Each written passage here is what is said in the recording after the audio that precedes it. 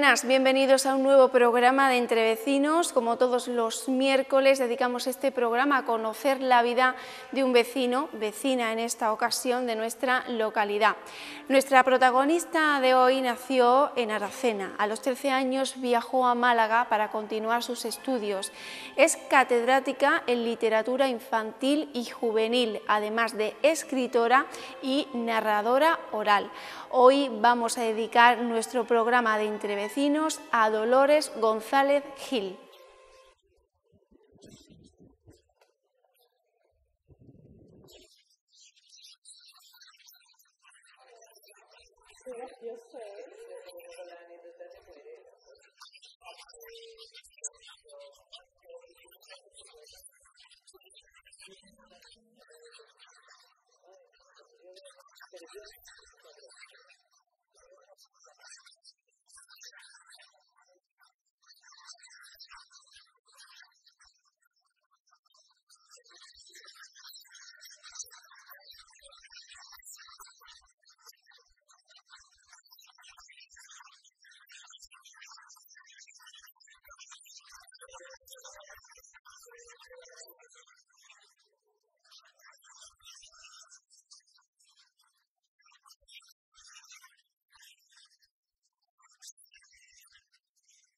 Pues comenzamos este programa nuevo de Entre Vecinos en un lugar muy bonito y especial de Aracena con muchísima historia, como es el Hotel Convento.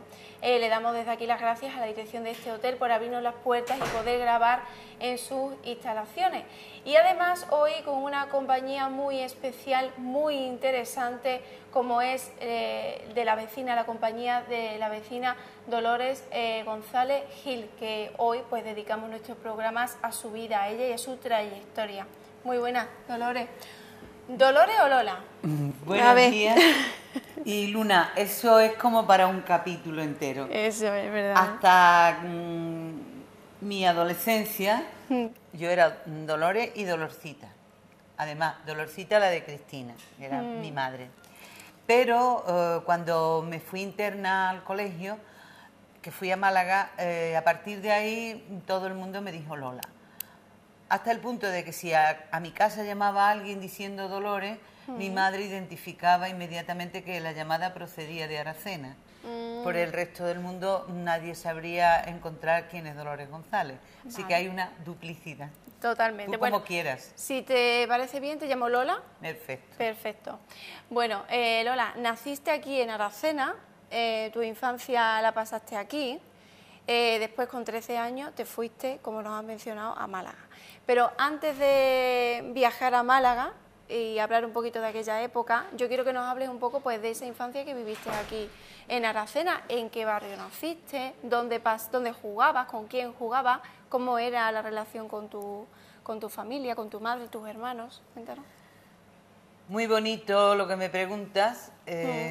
Como me decía tu compañera, hace poco tiempo tuve que dar una conferencia en una jornada de promoción lectora y contaba yo, a propósito de que me preguntaron por mis libros y qué libros recomendar, y yo volví a mi infancia y caractericé los días en Aracena, los primeros días de mi vida, alrededor de un libro, y me identifico con una niña de Aracena que amaba los libros.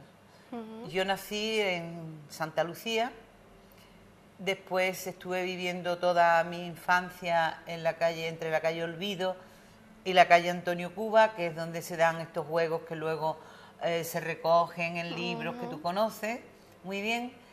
Mi padre era recovero, Adolfo, que le llamaban el Rubito, como toda mi familia, y mi madre, Cristina, que al morir mi padre, quedarse ella viuda con 37 años y un negocio que mi padre, como te digo, era recovero y mi madre no dominaba, pues se fue a vender pescado a la plaza porque había que llevarla a casa y cambió la vida. Bueno, pero yo no lo recuerdo con horror. Yo recuerdo que en mi casa el trabajo se amaba siempre, pero sí, claro, la falta de mi padre fue algo muy serio, porque mi padre para mí era un compañero de lecturas. Lo saco siempre a relucir porque yo he vivido una infancia en Aracena de largas noches de invierno que añoro, siempre llena de refranes, de historias, de cuentos y de libros. Porque mi padre, que viajaba a Sevilla con sus negocios, cada vez que volvía traía una piña de plátano, yo no sé por qué, lo de los plátanos, y traía siempre un libro de la librería de Sevilla, que estaba en la calle Sagasta, y se llamaba Eulogio de las Heras, y tengo todavía libros antiguos con el sello de aquella librería. Recuerdo hasta la primera novela que leí. Digo, en Aracena, una niña lectora, pero también, copiando a mi padre, una niña del campo.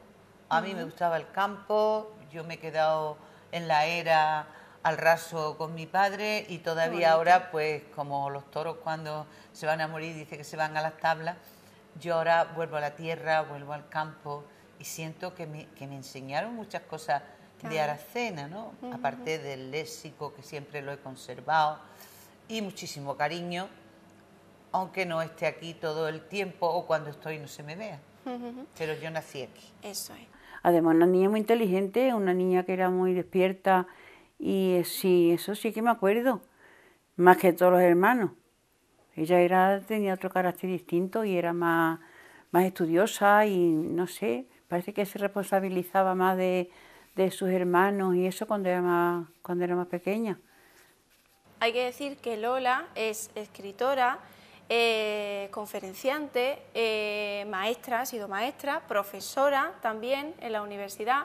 Vamos a hablar de todo esto. Tenemos aquí además también algunos libros que ella ha escrito y siempre lleva pues a Aracena sus tradiciones, su tradición oral, sus juegos populares además también. Todo ese saber popular del pueblo pues lo transmite en sus libros y lo lleva pues a donde haga falta, como veremos durante a lo largo de esta entrevista. Entonces, Lola, ¿tu padre te inculcó ese amor por la lectura?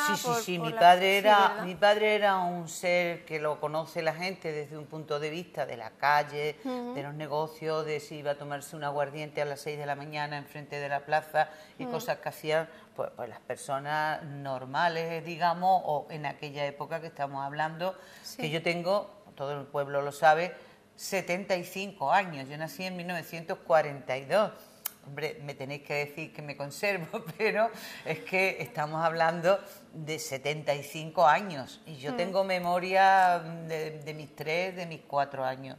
Entonces te hablo de un hombre de aquellos tiempos, de la posguerra, joven, muy trabajador, que cogía su mula o su burro o su caballo y se iba a la sierra a recoger aceite, huevos.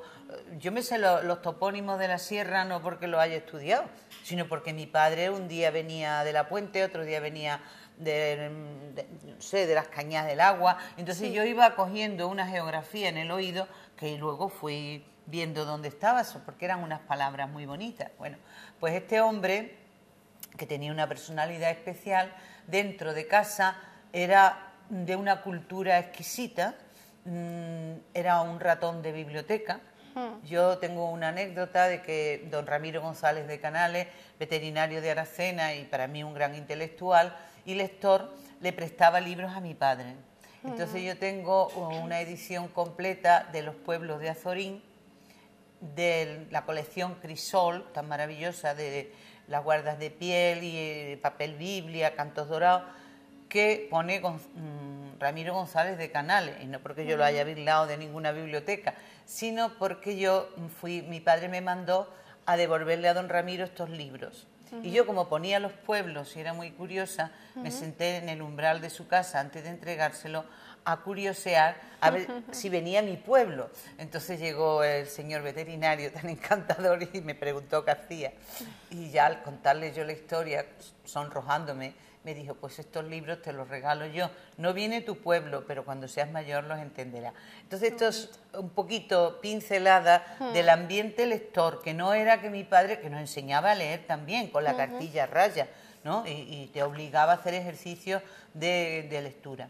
Luego mi padre era muy amigo de mi maestra, de la que no puedo dejar de hablar, doña Dolores Vázquez Piñero, que aquí en Aracena los de mi generación han estado en el colegio de doña Dolores La Piñera. Bueno, pues la escuela de Doña Dolores era una universidad.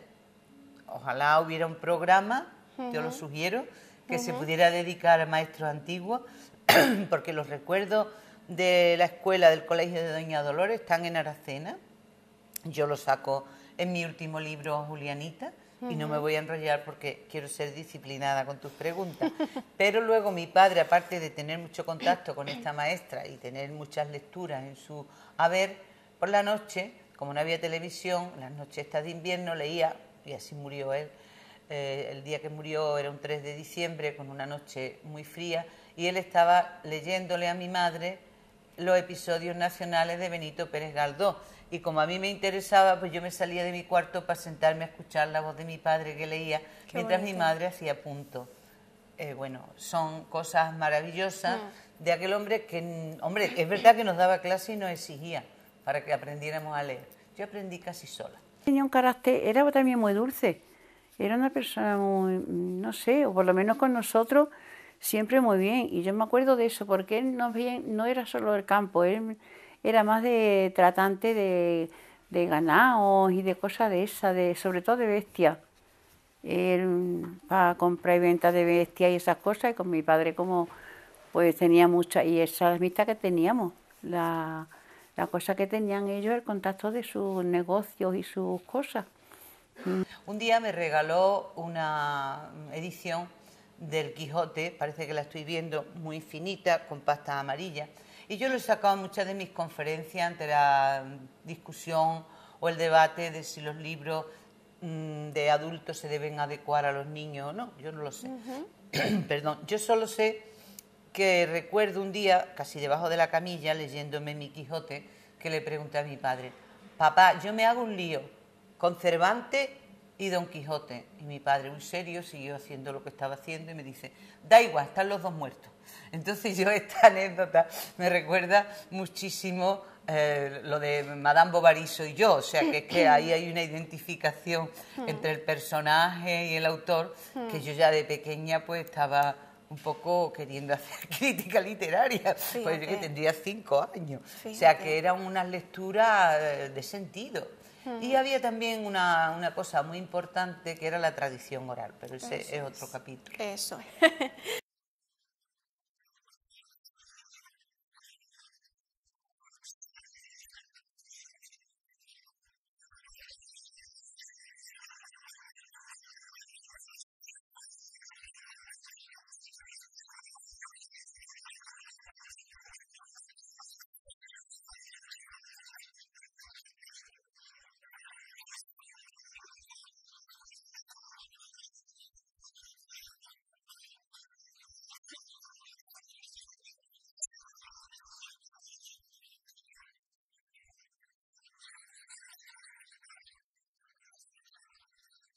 Bueno, tú estás aquí, pasas esa infancia y a los 13 años te tienes que marchar a Málaga. O te tienes que marchar o te marchas a Málaga. Sí, me tengo que marchar porque yo estaba estudiando en el Colegio de las Esclavas con gratuidad total, porque mi madre no tenía dinero, pero por circunstancias de la vida, las monjas que tienen recuerdo en alguno de clasistas, porque estaba el Colegio de Santa Teresa de Cultura General y el Colegio del Sagrado Corazón, que era donde iban las niñas bien, entonces con uniformes distintos.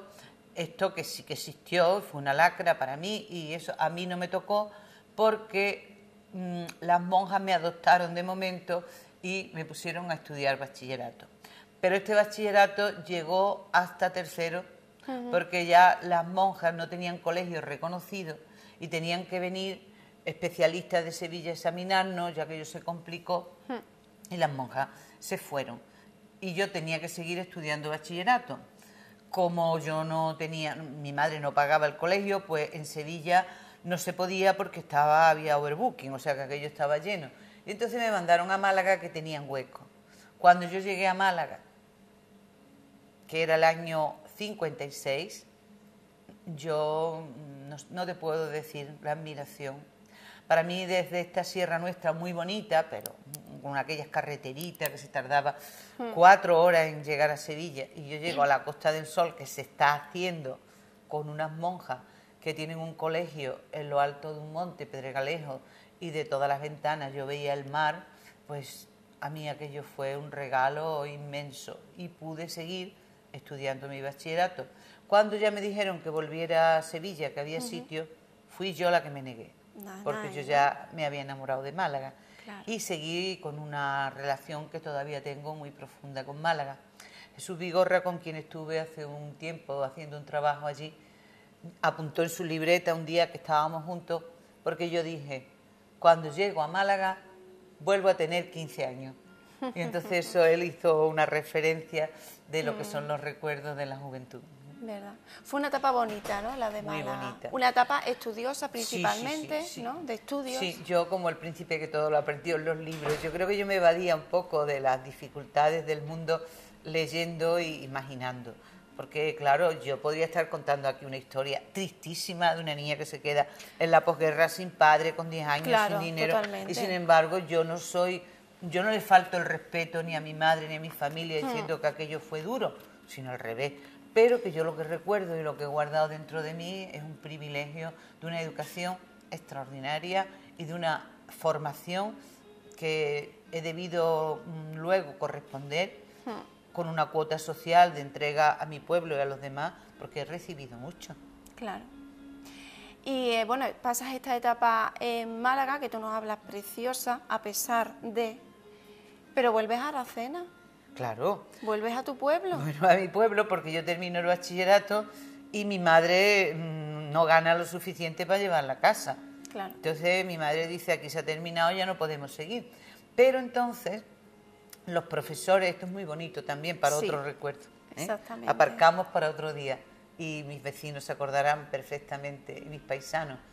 Entonces lo que viene detrás es que las esclavas se han ido y las niñas femeninos se han quedado desprovistas de maestras o de profesoras para estudiar bachillerato, mientras que los niños están bien atendidos en el Instituto Laboral, que estaba donde hoy es el ayuntamiento, y claro, al crearse aquí el Instituto Laboral, los profesores del Instituto Laboral son fantásticos y tenemos entre nosotros a doña Carmen Rodríguez y a doña María Luisa Encina, dos insignes visitantes y vecinas ya de nuestro pueblo y nuestra memoria, que ellas vienen de fuera, inventan una academia en lo que era entonces Casa de Segunda Corral, de la Marquesa, en la Plaza del Pilar, que ahora creo que también va a ser Casa de Cultura, o no lo sé. Pues ahí se alquilan unas habitaciones y se crea una academia para las niñas. Bueno, esto es para un libro. Totalmente. Y quien me esté escuchando lo sabe, ¿no? Yo allí pasé unos días maravillosos porque las profesoras estas que te estoy contando eran amigas de mi madre, que le compraban el pescado, y al enterarse que yo dejaba de estudiar le dijeron, pues mira, nosotros queremos una celadora, una muchacha que abre y cierra la academia y que ponga un poquito de orden allí. Que se encargue un poco de aquel edificio, de poner orden, de organizar. Pero, ¿y al final qué pasa? ¿Cómo acabas tú? A ver. Bueno, yo bajaba por el paseo muerta de miedo un día con 16, iba a cumplir 17 años. Sí. Ya había dado clases particulares en mi casa, que yo ya había trabajado, pero aquel día fue mi inauguración oficial, con el bachillerato terminado, y yo temblaba, no os podéis ni figurar. Mucha gente me dice ahora cuando me encuentra, es que era una maestra muy dura, y yo digo, que era una insegura, porque es que poneros en mi lugar, no es que me disculpe, sino que es que tenía 16, 17 años, cuando a mí me dan estas filigranas de niñas, a las que todas quiero y saludo desde aquí, y estas muchachas pues son muy, muy traviesas. Y yo me pongo allí al frente de aquella academia.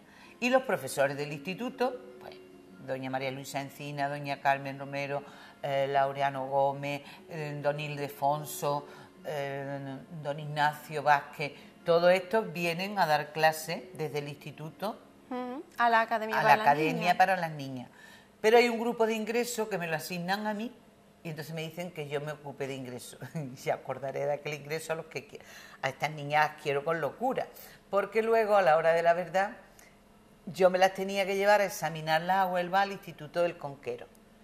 Claro, era un número. Llevarme a aquella imagínate 8 o 10 de ingreso, niñas de ingreso conmigo de 17 años. Camino del Repilao y luego en el tren que iba a Huelva para llevármela a examinar. Don Ramiro, vuelvo otra vez a mi vida, porque él tenía a su hija, Marisa González de Canales, con quien ahora me une muchas cosas, y don Ramiro vio que daban las 9 y que yo no entraba en el examen. Como él no se fiaba de mí, había acompañado a su hija en el tren y al examen, había venido, ¿no?, con nosotros a vigilar. Entonces don Ramiro, cuando llega la hora del examen y ve que yo no entro en el salón, me dio un empujón para que llegara a tiempo. Y yo en medio del examen diciendo que yo soy la profesora, que yo soy la profesora, porque nadie podía figurarse que aquel repión que yo era fuera a ser la profesora de aquellas muchachas. Entonces, Lola, tú llegas a la Academia para Niñas para encargarte un poco y organizar, pero al final acabas siendo profesora. Sí, profesora, y tengo que agradecer desde aquí profundamente que aquellos señores, todos licenciados, aquellos profesores de mucho nivel, porque fueron estupendos, cobraban de una manera muy curiosa, que era, se cobraba a las niñas y luego se hacía una suma, una distribución por hora, un prorrateo, y cuando llegó la hora de final de mes, a mí se me pagaron las mismas horas con el mismo, la misma distribución equitativa que a cada uno de los profesores eminentes que había por allí. Yo me sentí siempre agradecida, y a partir de ahí ellos pues me fueron dando más clases, di clases de tercero. Yo me estudiaba por las noches las clases que tenía que dar. Sí, te iba a decir cómo lo hacía, porque tú tenías 17 años que ibas a cumplir, o recién cumplido, tenías el bachillerato, y ahora te ponen... De letras. De letras.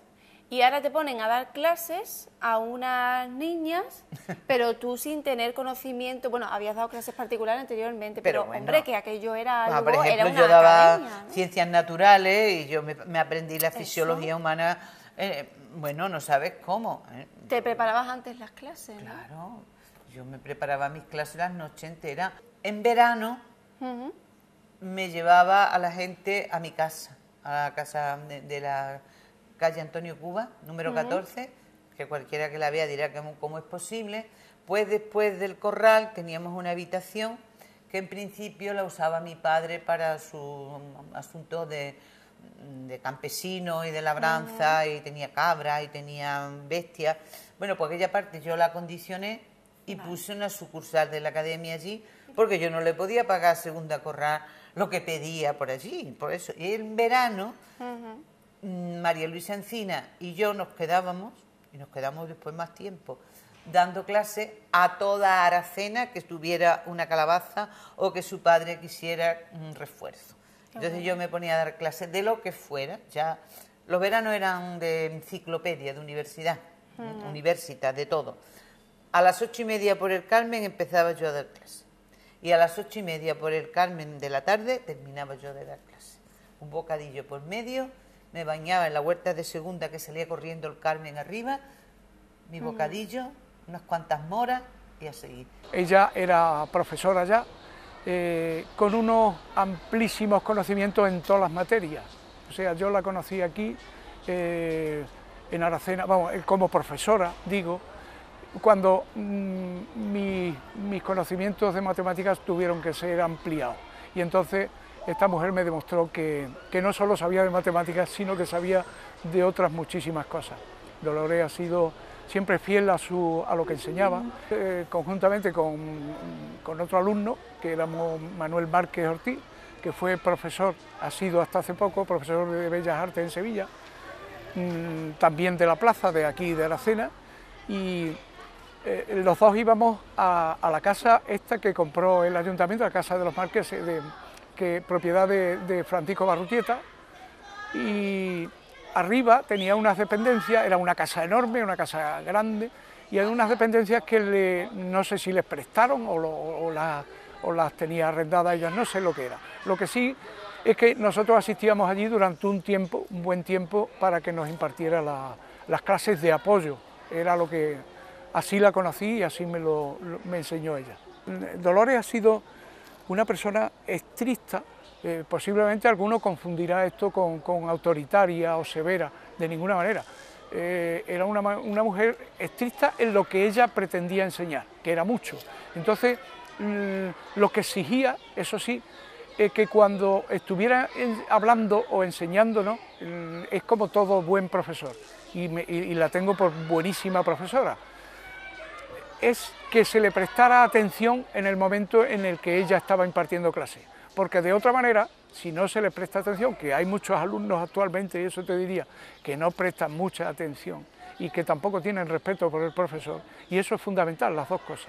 Bueno, pues ella exigía que se le prestara la máxima atención, porque ella se veía recompensada en lo que estaba enseñando, o sea, la función de enseñar significaba que alguien le estaba echando cuenta en todos los conocimientos que tenía. Si no era así, es que dice, yo estoy perdiendo el tiempo si alguien no me escucha y no me atiende. Luego terminaba la clase y era jovial, era alegre, era de otra forma diferente a lo que el cometido que ella tenía era estricto, esa es la palabra, ¿no? El hecho de la academia pues me metió en un mundo, aparte de que los profesores me animaron mucho, y como entonces se podía estudiar una carrera universitaria por libre, yo además de esas horas que te he contado, porque si alguien quiere que yo me ponga una medalla, yo me pondría, que no quiero ninguna, pero me pondría la de trabajadora, porque yo no he hecho nada más que trabajar toda mi vida. Ahora encantada, encantada porque me gustaba. Y entonces la academia, o sea, para no desviarme demasiado, me sirvió también como trampolín para seguir estudiando. Y seguí estudiando filosofía y letras libre. Hice primero y segundo libre, que yo estudiaba por las noches. ¿Aquí en Aracena? Sí, sí, claro. Lo hiciste por libre y después te examinabas. Me examinaba en Sevilla. Entonces era posible hacerlo así. ¿Trabajabas y estudiabas por las noches? Claro, y después, como mi madre vendía pescado en la plaza y decía que yo era la señorita de los libros, pues yo tenía que fregar, lavar, coser, lo que fuera, arreglar los boquerones. Que, claro, yo aprendí un montón de oficios. Mi que madre. de todo.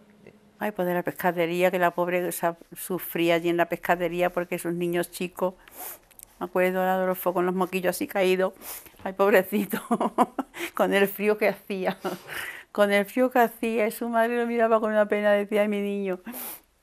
Claro, lo que le pasaba a todos, le pasaba también a los que estaban, no solo ellos, sino lo de otra viuda que también había allí frente, que también tenía los niños chicos. Eso ya no están por aquí, ellos se fueron para Huelva, pero también, y yo me acuerdo de eso, que ella, la pobre, claro, deseando que terminar con el pescado, pues para irse a su casa y cuidar a sus hijos y eso, pero después el pescado muy bien, era muy amable con la gente, y ellos, yo creo que en la pescadería pues le iba bien, bastante bien.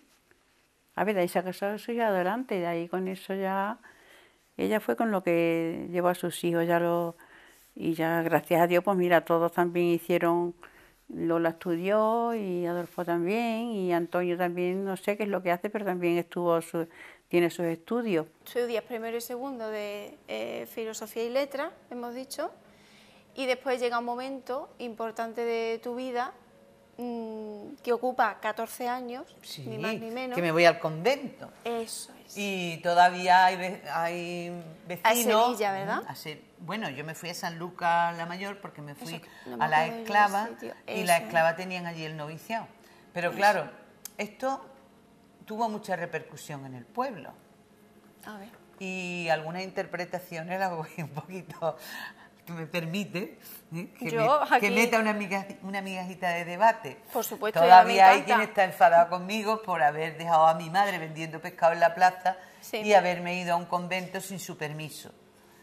Bueno, yo hice uso de mi mayoría de edad y de mis derechos después de haber dialogado y no dialogado y hacer muchas cosas más con mi madre, porque lo que yo tenía claro en aquel momento era que yo ya había trabajado bastante en mi casa y que mi madre podía vivir de su trabajo, por lo menos yo lo vi así, que era un trabajo digno, ella era joven y yo me podía ir pues hacer a tu Brasil. vida. Yo puse ese ejemplo, yo, a la gente que se enfadaba conmigo digo, bueno, ¿y si me caso con un futbolista y me voy a Brasil?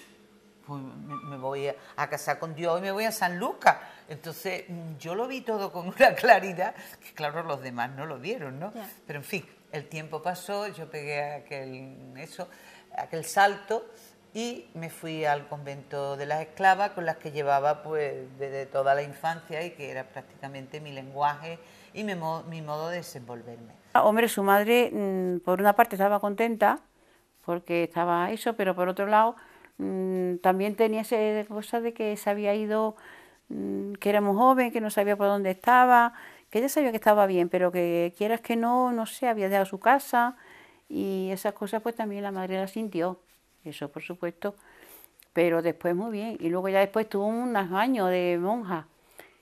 Y luego ya después, ya cuando salió de monja, ya después ha sido cuando otra vez he tenido más contacto con ella. Porque durante en el tiempo que estuvo en el convento o lo que fuera, eso así, ella como estaba, no sé, era la concepcionista, ¿no? Me parece que era con las esclavas, con las esclavas concepcionistas. Pero me fui con mucho idealismo. El otro día hablaba yo con una amiga que también se fue al convento y también lo dejó, y decíamos, hay que ver el grado de ilusión y de idealismo que teníamos. Pues bueno, fuimos. Pero fue una época muy bonita, 14 años, ni más ni menos. Hombre, ¿no? 14 años en media vida, sobre todo Claro. Piensa que estamos hablando de los 21 a los 35, que es donde tú te haces mujer plenamente. Aparte es donde estudio, porque yo no había terminado la carrera. Y las monjas de las esclavas no se hartaron de darme pacto para que estudiara. Entonces yo allí hice de todo. Yo estudiaba idiomas, yo estudiaba filosofía y letras, yo empecé teología, a hacer también teología, doctorado en filología y en ciencia de la educación. No sé, o sea, allí era estudiar y dar clases. Mis primeros contactos con Dolores es cuando yo era un niño. Ella formaba parte de una congregación y se traía a las niñas a las que atendían a hacer campamentos de verano. Y esos campamentos de verano, Dolores, siempre con mucho anclaje en su tierra, intentaba traérselos a Aracena. Yo recuerdo una época en la que yo era muy pequeño, muy niño, y ella se traía a estas niñas al rodeo, donde ahora mismo está el pádel, donde se ha hecho la feria de mayo y de la feria de ganado durante muchísimo tiempo, y allí, entre aquellas paredes, montaban unas tiendas de campaña a la sombra de unos álamos enormes que había al final, de unos castaños, que yo creo que también había castaños por aquella parte, y allí se creaba pues un ambiente entre escolar, entre educativo, entre festivo, entre religioso, de convivencia, un ambiente precioso. A estas reuniones era mi padre el que le llevaba las cosas de la tienda para comer, o sea, las cosas de alimentación, los paquetes de lo que comieran, las cosas de beber, todo eso se lo llevaba él. Y yo, que era niño, pues lo acompañaba. Y algunas veces recuerdo que Dolores le decía, déjalo aquí, y me quedaba con ellas a hacer los fuegos de campamento, cuando se reunían alrededor de la candela, contaban historias, cantaban canciones. Y desde entonces ya recuerdo que Lola empezaba a meter canciones que a mí me sonaban muchísimo porque son las que yo escuchaba en las calles de mi pueblo. Empezó a enseñarme también algo que los niños siempre estamos abiertos a aprender, dichos, repeticiones de palabras, juegos de estos donde decir una cosa era muy complicado porque te salía a decir otra, no sé, todo este tipo de juegos que ella después más tarde recogería en un libro precioso que se llamaba Cantar y Jugar, que estuvo ilustrado por Juanma Márquez, y que es un libro precioso donde recoge pues eso, de las canciones que las niñas especialmente conservaban en las calles de Aracena.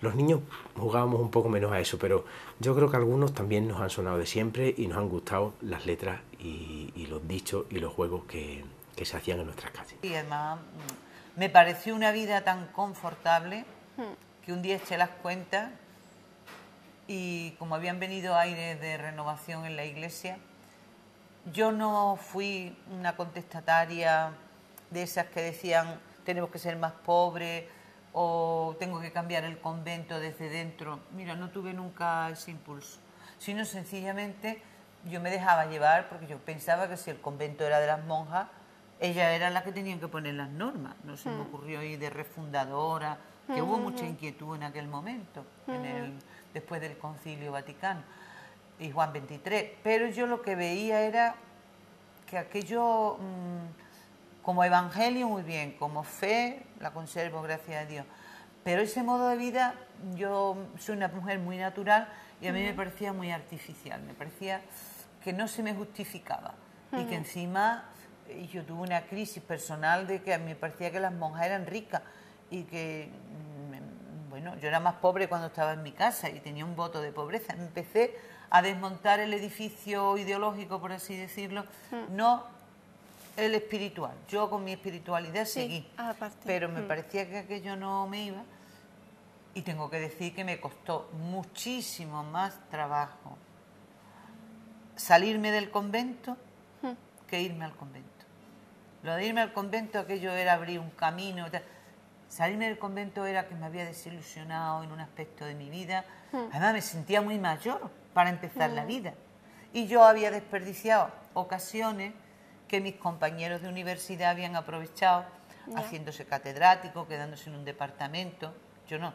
Yo en la universidad, que estudié en la Complutense, filología románica, y tengo eminentes compañeros, pues era la monja de las cantigas, porque yo había estado estudiando un códice de cantigas de Alfonso el Sabio, y todavía me encuentro gente por ahí que dice, ah, pero tú eres la que...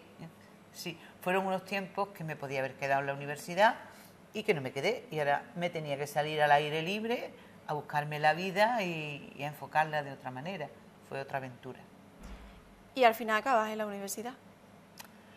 Bueno, acabé en la universidad, sí. Porque tú dices, por lo del convento, a compañeros que se quedaron en la universidad, hay compañeros míos que con 24 años y podía dar nombre, están ya publicando. Me acuerdo de Humberto López Morales, que es una grandísima personalidad en Puerto Rico, que luego me invitó. Toda esta gente estaban ya en la cátedra de Menéndez Pidal. Bueno, es que yo hablo de Menéndez Pidal con familiaridad porque tengo tantos años, que don Rafael Lapesa, que era mi profesor de Historia del Español, lo digo para que la gente lo sepa, venía a clase en aquellos tiempos y decía, hoy don Ramón está mejor. Y don Ramón era don Ramón Menéndez Pidal, que vosotros creéis que eso es nada más de libros viejos, ¿no? Pues este señor, cuando yo estudiaba filología, estaba vivo. Y eran, entonces, ahí, en esos años 60 maravillosos, finales de los 60, tal, pues ya mis compañeros ocuparon sitios importantes, mientras que yo tengo que entrar en la universidad ya para mí mayor, porque ya con 35 años una es una profesora vieja, según los parámetros de aquellos tiempos, que muy jovencito se hacía la tesis, muy jovencito se hacían oposiciones. Yo siempre he tenido pues esos años de retraso, pero bueno, aquí estoy, me ha dado tiempo. Eso, pues eso es lo que te iba a decir, años de retraso, pero tú has aprovechado el tiempo muy bien. No tengo yo esa sensación, por lo que conozco de ti y tu trabajo. Claro, cuando pasan muchos años, Luna, cuando pasan muchos años, se diluyen las etapas y la memoria ya nos pone las cosas así. Pero en mi fuero interno es que yo llegué a la universidad. No, ya no, que recuerdo aquellos tiempos en que yo llegaba tarde, en que yo decía, bueno, yo ya... ¿qué podría hacer? ¿No? Bueno, pues seguí. ¿Y tanto que seguiste? Porque además seguiste estudiando, seguiste formando y además una mujer pionera, porque además eres catedrática en literatura infantil y juvenil. Una cosa muy rara. Cuando la gente me pregunta por mi título perfil de cátedra, yo digo literatura infantil y juvenil, abre mucha gente la boca abierta. Pues claro, el público en general no se figura que sea objeto o contenido de estudio a nivel de cátedra, que es la máxima capacidad de docencia y de investigación, un material como es los niños y sus libros. Somos así. Piensa que el niño ha tardado mucho en ser objeto de estudio. Vosotros y el público con el que me veo siempre es que sois jóvenes, pero yo arrastro muchas épocas, no muchos años, sino muchas épocas, de más de años. Dolores ha tenido también siempre, Lola, para mí siempre ha sido Lola, no Dolores. Lola siempre ha tenido una especie de aliciente en buscar cosas nuevas, en buscar cosas diferentes y en sentar bases un poco sobre lo que ella conocía, que no estaba estudiado, que no estaba materializado y que no estaba como clasificados y ordenados de forma adecuada. Entonces yo sé que ella, especialmente conozco también a Antonio Rodríguez Almodóvar, que fue su compañero, una persona con la que ha tenido muchísima relación, creo que sigue manteniéndola todavía, que prestaron una atención impresionante a la literatura infantil, tanto que Antonio llegó a publicar una colección, creo que eso sería irrepetible, de los cuentos de la Media Lunita. Justamente Antonio Rodríguez Almodóvar es una persona vinculada a la sierra, porque tiene vinculación con Gararroza. Creo que incluso escribió un libro sobre las manzanas de Hércules o algo así, las manzanas griegas que aparecían en los peros de Gararroza, los peros cachoneros de este territorio. Hizo una historia muy bonita y muy preciosa ahí. Pues él y Lola estudiaron durante mucho tiempo las historias infantiles, los cuentos infantiles, junto con los estudios que habían hecho otros autores, tanto ingleses, me parece que también alemanes y italianos, llegaron un poco a conclusiones sorprendentes, como por ejemplo que las historias que nos han contado no eran demasiadas, eran apenas unas 30 y tantas historias que se repetían de una forma o de otra, se revestían de una manera o de otra y se entremezclaban entre ellas, creando la ficción de ser historias nuevas, pero que en definitiva repetían más o menos las mismas situaciones, las mismas relaciones, los mismos problemas y las mismas formas de solucionarlos. Y de alguna forma eso marcó que a ellos les motivase mucho para crear esa cátedra de literatura infantil que no estaba inventada siquiera y que era necesaria, porque a través de los cuentos, a través de las cosas que nos han contado desde siempre, de nuestras leyendas, nuestros romances, de las historias para no dormir, de las historias para dormir, de las nanas, de las canciones, de los juegos que se hacían tirando la pelota a la pared o chocando las manos unos contra otros, unas contra otras, se iba materializando de alguna forma un conocimiento de las relaciones humanas que a la larga nos hacían ser de mayores, como al final hemos ido siendo. Y la materialización de todo esto, yo creo que en España se le debe mucho al trabajo que Lola hizo estudiando estas cosas. Para contar una anécdota, yo en el año 92 soy contratada por la editorial Santillana como asistente y ayudante de la dirección editorial. Bueno, pues yo voy con Santillana, con Ambrosio Ochoa, con Pepe Muñoz, con gente eminente de Santillana, a las ferias del libro internacional de Bolonia, donde lo que se venden son derechos de autor, de literatura infantil, porque es la Feria Internacional del Libro Infantil y Juvenil de Bolonia, que sigue todavía vigente. Y cuando yo voy allí, España, los derechos de los libros españoles de literatura infantil, va a comprar, no va a vender derechos. Bueno, sería difícil explicarlo técnicamente, pero creo que se entiende, ¿no? Sí, sí, sí, sí. Entonces nosotros vamos allí a comprar libros de autores como Quentin Blake, como, ¿quién te digo yo? Molly Sendard, americano, Tommy de Paola, gente maravillosa que se compra. Arnold Lovell, yo me acuerdo Historia de ratones, cuando la compró Santillana. Compra derechos, los traduce y se publican aquí, de autores extranjeros, porque los ingleses van con muchos años avanzados. Ahora, en España, siendo muy rica, que es a donde yo me había apuntado, lo hemos dejado atrás, la tradición oral, y poniéndose ahora de moda hacer libros que recojan las tradiciones orales para los niños, ese mundo empieza a moverse a través de Carmen Bravo Villasante, una grandísima maestra y pionera, pero los autores de categoría no escriben para los niños, excepción de Gloria Fuerte, excepción de Ana María Matute, o sea que hay algunos que sí, pero son excepciones. No hay un mercado de derechos donde elegir muchísimo de autores españoles. José María Merino, que hace una trilogía maravillosa con Alfaguara, es un pionero también. Y luego tienen que pasar ya los 90 avanzados para que tengamos una pléyade, tengamos un rico elenco de autores españoles que escriben en español y también autores hispanoamericanos que escriben maravillosamente, como los cubanos, que tenemos varios autores muy importantes. Yo también en San Francisco, que tuve la ocasión de ser invitada, me encuentro con muchos hispanistas y veo ya que el mundo del libro infantil y juvenil está teniendo nombres que escriben en español. No importa nada las traducciones, yo estoy encantada con los ingleses o con los franceses, pero te digo esto para que sepa el mundo en el que yo irrumpo. Entonces hay que estudiar todo eso, hay que estudiar las ilustraciones y hay que estudiar además, a nivel de cátedra, un mundo que se nos viene encima, en lo de pionera no lo sé, pero tortazos me he pegado los que tú quieras, que es la integración o alfabetización que haga compatible alfabetización virtual y analógica. Explica esto un poquito.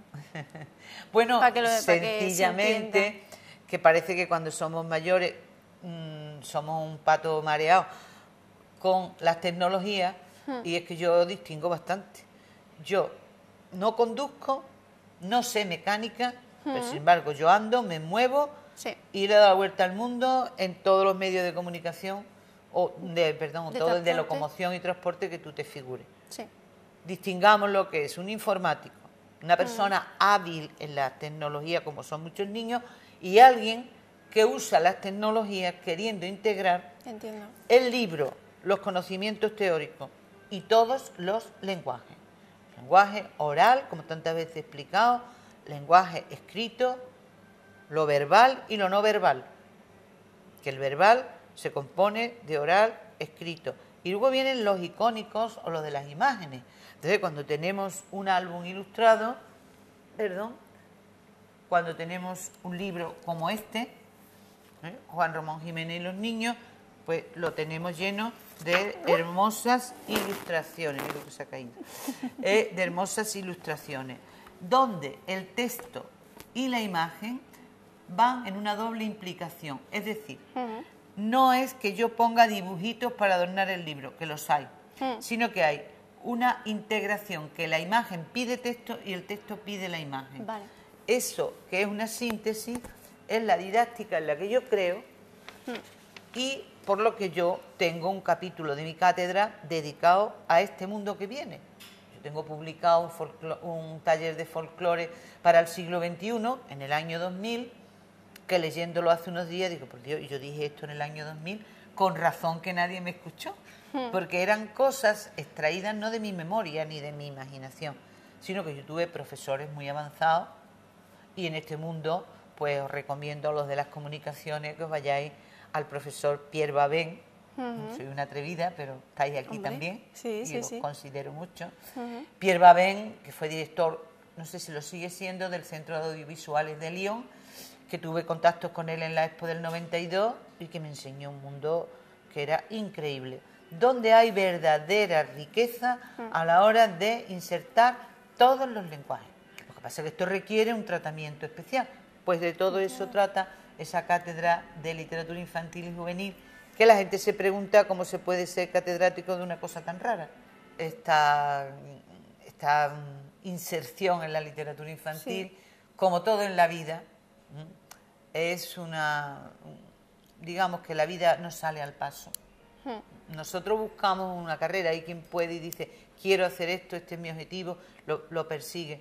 Y hay otras personas que las oportunidades nos salen al paso y nos vienen a la vida y nos convierten en lo que nosotros ni nos figurábamos. Entonces yo la literatura infantil, que me venía de raíces, como te he contado antes, y contaba yo ahora en los cursos de la universidad, porque tenía unas raíces, y cuando alguien me dice, recomienda libros, te pones en lugar de los niños, digo, no, es que la niña soy yo. Ya soy mayor, pero hay un niño dentro, no, que a uno de mis grandísimos escritores admirados, Emilio Urberuaga, que es el autor del gráfico de Manolito Gafota, es un humorista total. Y un día le dijeron, Emilio, tú escribes porque tú llevas un niño dentro. Dijo, no, yo no estoy embarazado. Yo soy un niño que tengo una parte de niño, y no he renunciado a ella. Entonces, esa parte de niño me viene de las raíces.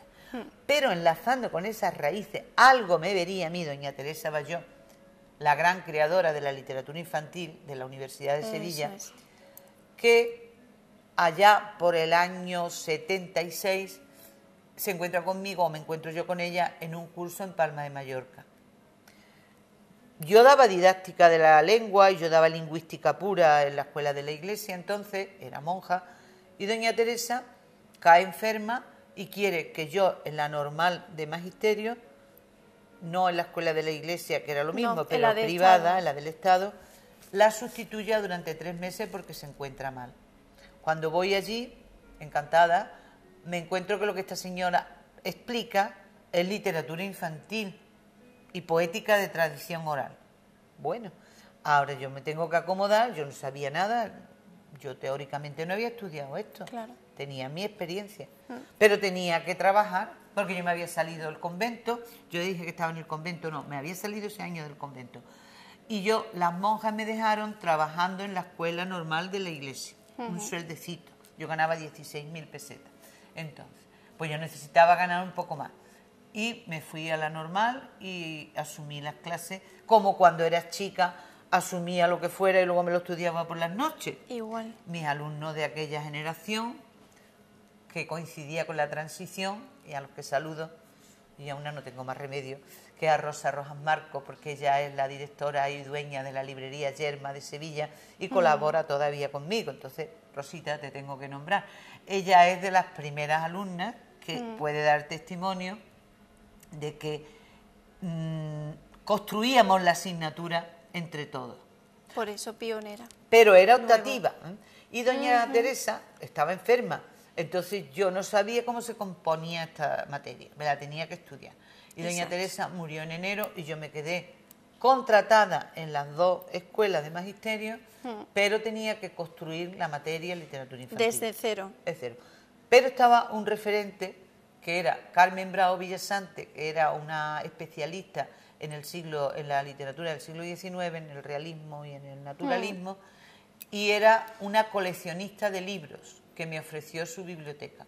Tuve mucha suerte y estuve construyendo la materia de tal forma que luego luché con toda mi alma para que tuviera el perfil de cátedra, y dentro de la especialidad de didáctica de la lengua y la literatura que ya existía, se me abrió un hueco con un perfil de literatura infantil, y ahí me he pasado la mayor parte de mi vida dándole clase a los maestros primero y en investigación después. Más tarde viene otro capítulo en que yo ya no soy docente, sino que me dedico mucho más a la promoción lectora dentro del rectorado de la Universidad de Sevilla.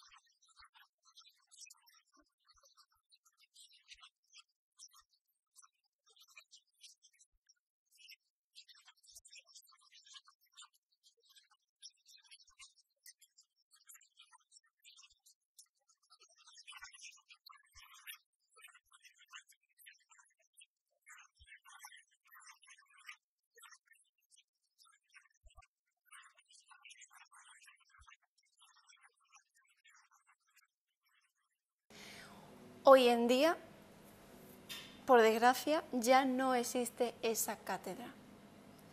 No, me ¿Existe? jubilé, sí, no existe, me jubilé y parece ser que ahora los programas se construyen de otra manera, por lo menos yo llevo una gran reivindicación. Pero también estoy en Aracena, mira, hablemos de Aracena, estoy muy tranquila. Y ahora seguir luchando por estas cosas, no sé si cuando descanse Ya. mucho lo haré. ¿Pero qué sientes tú al desaparecer esto que tú con tanta pasión creaste? Bueno, pues digo que los ríos cuando no encuentran un cauce buscan otro. Y que a lo mejor ahora pues no hay una enseñanza arreglada de 7 horas semanales, Ya.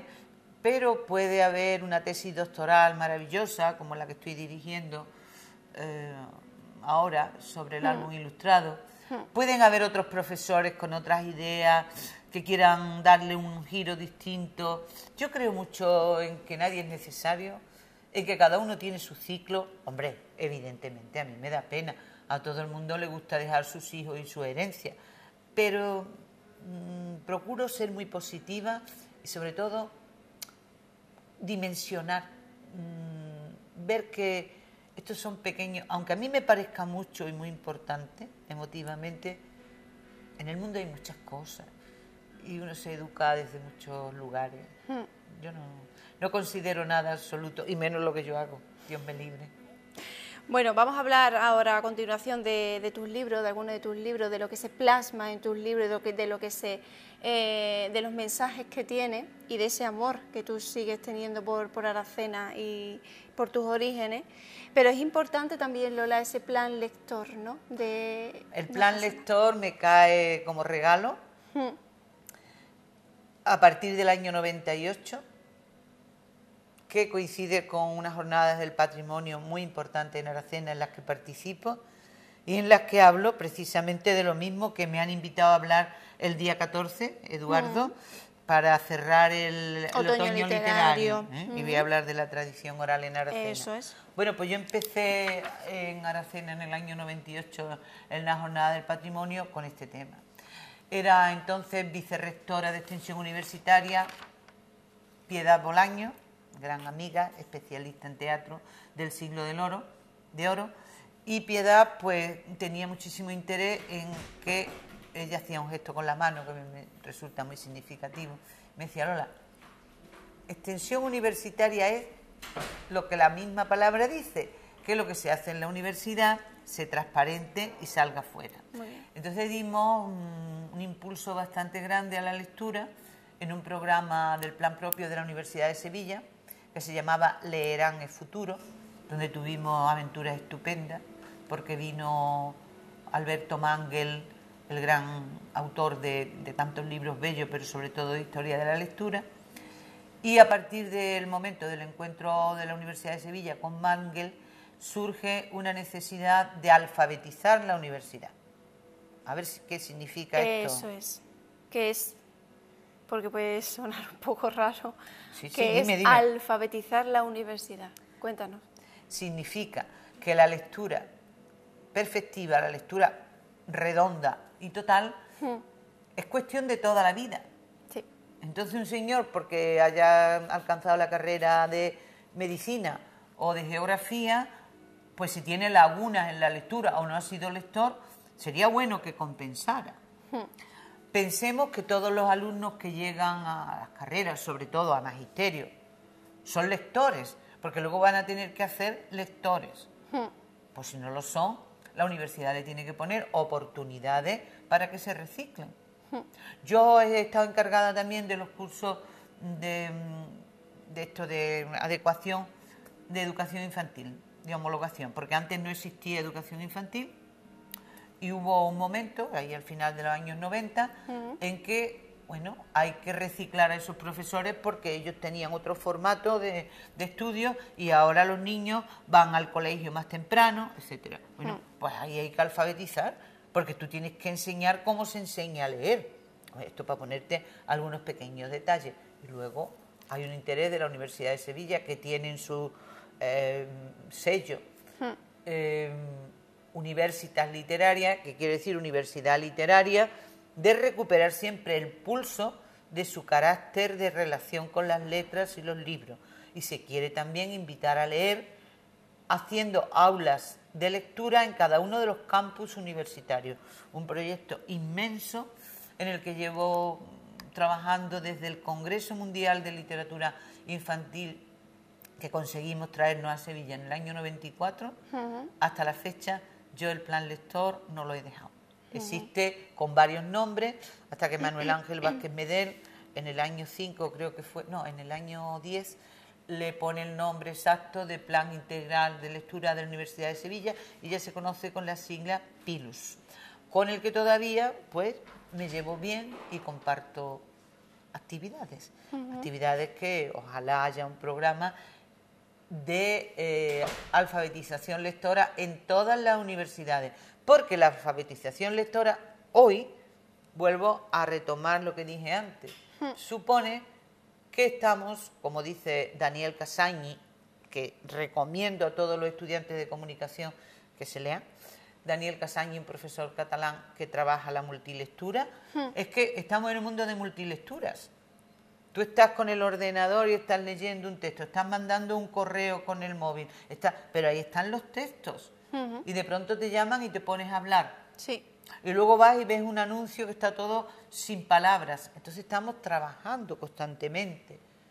Una multilectura, porque leer no es solo coger las letras. Estamos siendo invadidos de elementos que hay que interpretar. Creo que como mucho, o como la mayor parte de los escritores, de la gente que trabaja en arte, de la gente que acaba manifestando un poco sus deseos y sentimientos, la mayor fuente de inspiración, la mayor fuente de conocimiento, la mayor fuente de historias, de relatos, de cosas que contar y de formas en que contarlas, está siempre en los orígenes. Dolores González Gil ha investigado muchísimo en los orígenes y sus orígenes están en Aracena, en una Aracena rural, una Aracena que dependía totalmente del trabajo del campo, una Aracena en que la gente paseaba por unas calles empedradas, iba a coger agua a la fuente, hablaban en los mentideros donde se reunían entre ellos, no tenían otros medios de comunicación prácticamente que los más habituales, que eran los propios pies, algunas bestias que los llevaban de un sitio a otro, los arrieros y bueno, poco a poco también los autobuses y ese tipo de cosas que fueron cambiando y abriendo los horizontes de Dolores González Gil. Pero la forma en que la gente hablaba, la forma en que se comunicaba, la forma en que se entretenían contando historias, contando cuentos, buscando un poco sus propias raíces, buscando historias que definieran lo que era la gente de Aracena, de su pueblo, todo eso conforma, yo creo que, la mayor fuente de la que Lola bebe en todos sus libros. Y eso se denota también en un amor impenitente hacia Aracena. Dolores González Gil ha sido de las personas que, moviéndose por todo el mundo, como ella se ha movido, a través de la literatura infantil, de los estudios que ha hecho con la Universidad de Sevilla, con los intercambios que sabemos que ha hecho con las universidades en Italia y en otras partes del mundo, especialmente en Italia, que es donde más ha trabajado, ella ha estudiado y ha llevado por delante el nombre de Aracena, el nombre de sus orígenes, el espacio donde ella creció, nació y aprendió, y donde basó todos los aprendizajes que posteriormente ha ido haciendo.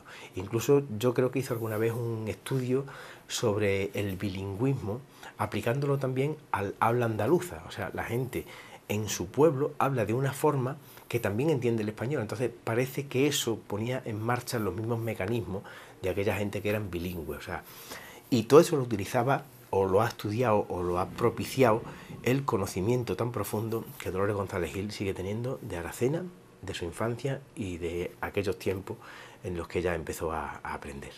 Lola, toda tu vida estudiando en la comunicación, en su amplitud, ¿no? Porque la comunicación es tremendo, ¿no? Sí, sí. Es algo muy amplio, ¿no? Pero esa es tu pasión, ¿no? ¿Te gusta? Sí, verá, yo con lo primero que me comunico, y tú lo has dicho muy bien, es con mis raíces. Sí. Entonces, la estructura de una persona, no porque yo sea modélica, sino porque digo lo que me sirve. Tú lo has dicho bien. Si yo cojo, por ejemplo, este libro, tú me has dicho que los tienes, qué buena lectora mía, que son palabras, sí. No sé si palabras para jugar. Palabras para jugar. Yo no digo que esto sea de Aracena, sino que lo que digo es que la gente se reconoce mucho en el léxico que yo empleo aquí. Entonces, si yo digo, que nosotros lo decimos de otra manera, ¿eh? Sí. Lo decíamos algo fifa o algo fifa, y yo digo el cielo está algo fifado, estoy sacando términos de mi tierra adelante en el folclore. Si aquí hay un capítulo para principios y finales de cuento y dice, se acabó el cuento con pan y pimiento, ¿eh? Y uno que fue, ya sabéis, no sigo porque la palabra oral después se queda ahí y me traiciona, pero nosotros tenemos frases escatológicas y todo que yo sigo empleando todavía. Si yo cojo el refranero de mi pueblo y lo pongo en Cantar y Jugar, es una maravilla que tú lo conoces. Sí. Entonces, la gente a lo mejor no sabe que yo estoy hablando de Aracena, ya. Porque la versión que yo utilizo es la de mi pueblo. Perdón. Luego vendrán otras versiones. me hace mucha gracia porque al cogerse mis libros de tradición oral, la gente se pone muy seria y dice, esto no es así, esto es como se dice en mi pueblo. Entonces hay un sentido de posesión del lenguaje que choca mucho con mi visión. Es verdad. Porque yo lo que creo es que no, el lenguaje, las palabras no es, sino se dice. Por ejemplo, si yo digo que esto es table y esto es table y esto es távolo y esto es mesa, no es, se llama. Entonces, ese es tan rotundo. Es como se dice en mi pueblo. No, mira, en tu pueblo se dice de una manera y en el de frente se dice de otra. Y entonces ahí hay una especie de diálogo, de comunicación y un enriquecimiento general. Cuando yo digo, bueno, estudian catalán, pues estudien catalán, estudien español, estudien griego, checoslovaco y latín, que cuantos más códigos dominemos, está medido, es otro de mis libros, más flexibilidad mental tendremos. No hay que anular un código porque yo emplee otro. Ahora bien, el código base del que yo parto, el lenguaje que mucha gente se asombra al escucharme, es de Aracena. Y he luchado mucho por nuestro léxico.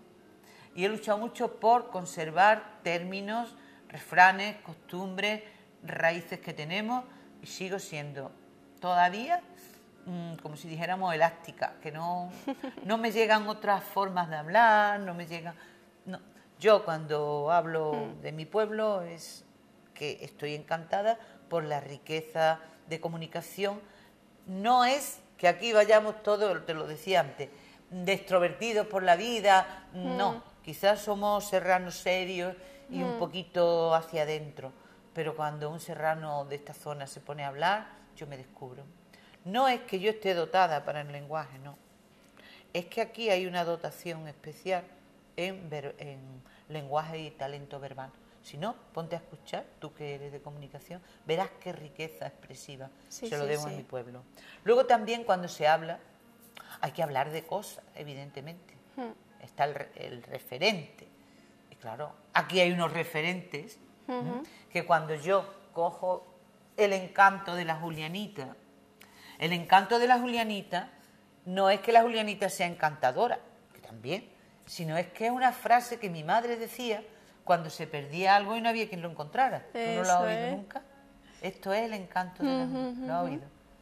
Y era, ¿dónde estará esto? Ya la frase se pierde. Entonces yo cuando saco esto, aquí en el contexto se lee que es ¿dónde estará Julianita? Porque es que Julianita es un misterio. Ese misterio, ¿no? Sí.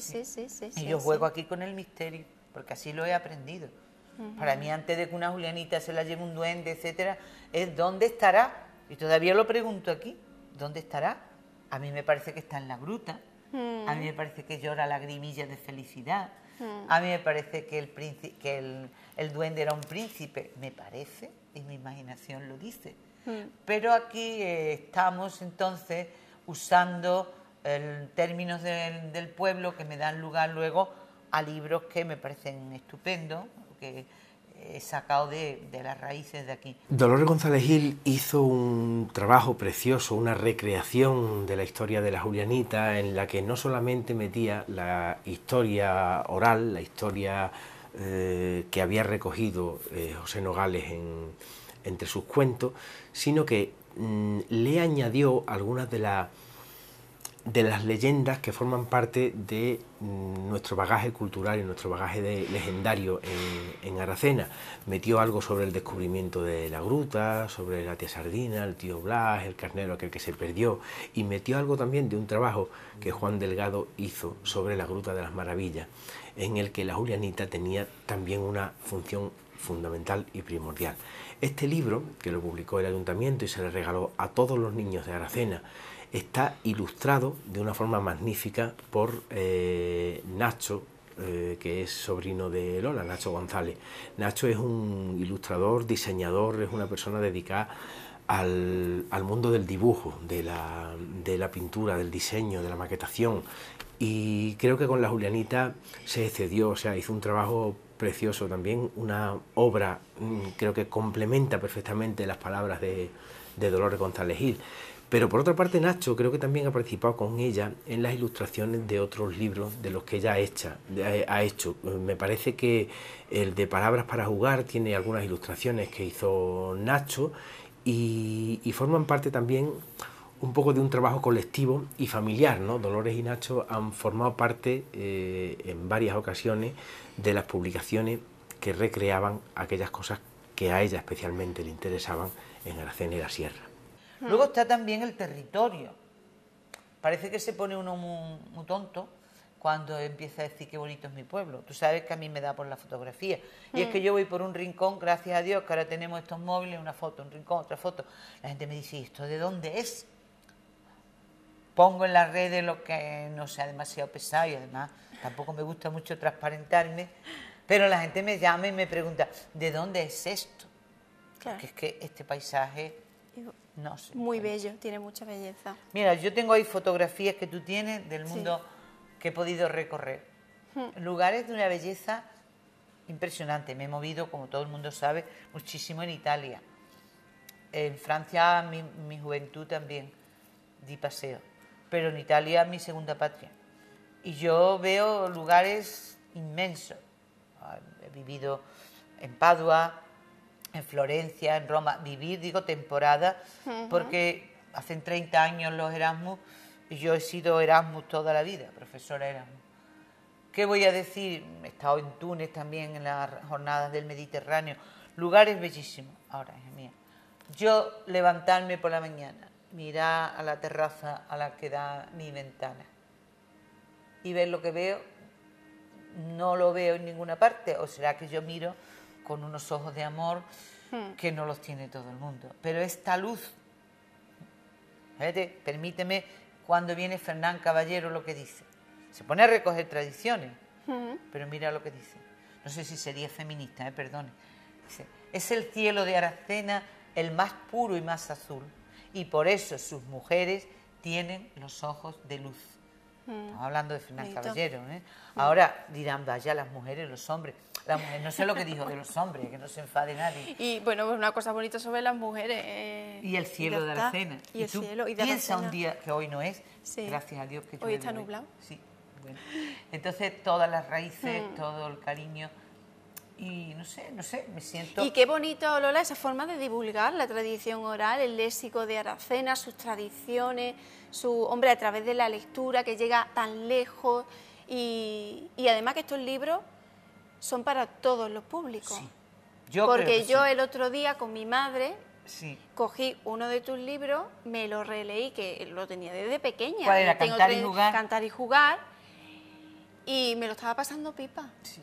Es que Cantar y jugar son todos mis juegos de infancia, pero por si es. fuera Me poco, encanta. Ilustrados por Juan Manuel Márquez, Juanma, que digo de Juanma, y perdona, lo mismo que digo del paisaje, yo le doy la vuelta. Yo antes no decía las cosas así. Yo primero he tenido que salir, mirar, ver muchas cosas y luego regresar. Claro. Y ahora cuando yo digo que Juanma es uno de los artistas más grandes que conozco en el mundo de la ilustración, no es porque lo quiero y lo pregono, no, es que lo sé y lo debo decir. Ese libro es de una belleza extraordinaria. Es extraordinario. Ese mundo que te lo decía, lenguaje verbal, no verbal, musical, icónico. ¿Cierto? Y bueno, un libro hecho en el año 83, que hoy se hacen maravillas. Entonces me da mucho la tradición. He tenido la suerte de nacer en un triángulo que es estudiado luego, donde se conserva el patrimonio inmaterial de la humanidad en un estado más rico y más puro. La raya de Portugal, el Andévalo, haciendo así, o sea, desde Paimogo, por ejemplo, toda la zona de la lateral de la raya de Portugal, que además es muy curioso porque enlazando con otro tema que no viene hoy al caso, que es las cantigas de Santa María, yo he estudiado las cantigas de la frontera y no sabes cómo me lo pasé, y muchísimas gracias, en las jornadas de Cumbres Mayores, que además se portaron conmigo absolutamente de fábula, viendo que los primeros guarrinos de la historia que sale una cabaña documentada está en las cantigas de Alfonso el Sabio, que ya hay un relato de un ofrecimiento de guarrito a una virgen de la frontera. Entonces esto es de una riqueza que no se abarca, no se abarca. ¿Verdad? Bueno, la tengo aquí algunas etapas importantes, hechos importantes relacionados con tu trayectoria en la escritura y demás. Cuéntame esta anécdota de que regalaste a 3.000 libros. Bueno, Centro de Desarrollo Rural, que lo distribuyeron por toda la zona. ¿Es este? Es esta colección. Son 3 libros, ¿verdad? Esta colección. Para mí, puedo decir que es la síntesis más bonita que yo he hecho. Yo quise hacer un tesoro como libro de lectura, donde se recogieran tanto las cosas que yo he escrito y recopilado, como lo que han escrito otros autores andaluces. Lo hice con un sentido de que Andalucía requiere un tratamiento especial de su cultura y de sus formas de expresión. Yo el amor y las raíces de mi pueblo las extiendo luego a Andalucía, sin que por ello yo considere que esto es un coto cerrado, sino que yo aquello de Andalucía para España y la humanidad, eso lo llevo a gala y somos universales. Y tengo como modelo, no un político, que podía ser, pero bueno, no lo es, sino un gran intelectual y escritor. Mi modelo es Juan Ramón Jiménez, pero un Juan Ramón que no se queda en platero, sino que yo he estudiado y he aprendido de él a través de una obra inmensa. Entonces, digamos que ese hecho de dar yo los libros vine porque yo organizo un programa con Edelvive para recopilar todas estas tradiciones, y es el año de Juan Ramón Jiménez precisamente, el año en que se celebra el cincuentenario, 2006, del Premio Nobel de Juan Ramón, Premio Nobel Literario de la Universidad de Sevilla, alumno de la universidad. Y me encargan un proyecto en el que pierdo la vida y la vista, y lo hago con un cariño enorme. Pero cuando los 3 libros, que son 3 libros de lectura, pero que son 3 tesoros de lectura, que yo también los incardino en las aulas, digo, pues mira qué buenos libros para el colegio y para la casa, para el verano, y como una enciclopedia de textos. Trabajo, figúrate, ahí están los libros. Cuando llega la hora de ponerlos a la venta, me dicen de Edelvive que no los pueden vender si no es a un precio bajísimo. Vamos, ponerlo en los montones de libros baratos del Corte Inglés, una cosa así, porque ha pasado la gratuidad y ha venido, mientras salían los libros, que ellos no lo han distribuido porque ya estaban hechos, no sé por qué, ya la gratuidad no contempla este tipo de libros, porque se le ha dado una estructura que es tan lejos de los libros de texto que se pueden subvencionar. Y Edelvive considera que sin subvención tiene que abaratar los libros y prácticamente venderlos de una manera que yo no quiero. Entonces hacemos un pacto, y como compensación de mi trabajo, que no había cobrado ni una peseta, y en un trabajo grandísimo, me regalan o me dan, o puedo disponer sin pagar nada, de 3.000 libros. Ahora, ¿dónde meto esos palés de libros? Claro. ¿Qué hago con ellos? Piensa la editorial que voy a decir que no, pero yo ya tengo la idea.